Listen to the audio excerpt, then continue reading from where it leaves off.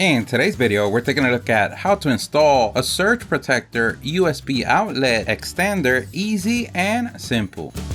It's so easy, anyone could do. Everything that we use on the video, we're gonna leave a link on the description. Don't forget to like the video and subscribe. That does help us out a lot. Thank you. So you woke up today and went to make some coffee or charge your phone. But every time you do that, you have to disconnect one thing to connect the other. It seems like every day you're playing a chess match with your outlet. Don't worry, here at the StatUpBox team, we've got your back. Way across the galaxy in another dimension, but a back is a back. And these particular surge protector outlet extenders can come in different forms. This particular one has 2 USB-Cs, 2 USB-As, and 5 outlet splitters. And different from other extenders or outlet extensions, this connects directly to the outlet's screw hole. So that means it's gonna have a secure connection. It's not going to go anywhere. So that means when you wake up at nighttime and you stump your toes with a couple of furniture and then you finally get to the outlet and notice the extension cord is not there, that's not going to happen. So the first thing that we want to do is locate your home. The next thing you want to do is locate the outlet you want to work on, because the last thing you want is to do it in another outlet that you don't even use. We're going to notice the screw that holds the faceplate in place, and this is the one that we're going to remove. An optional step, you can turn off the breaker for that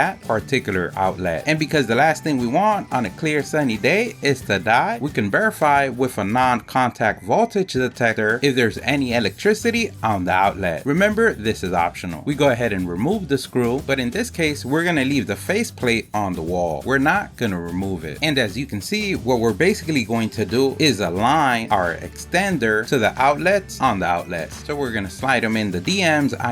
We're going to slide it in the wall outlet and push it in. But in this case, no grinding.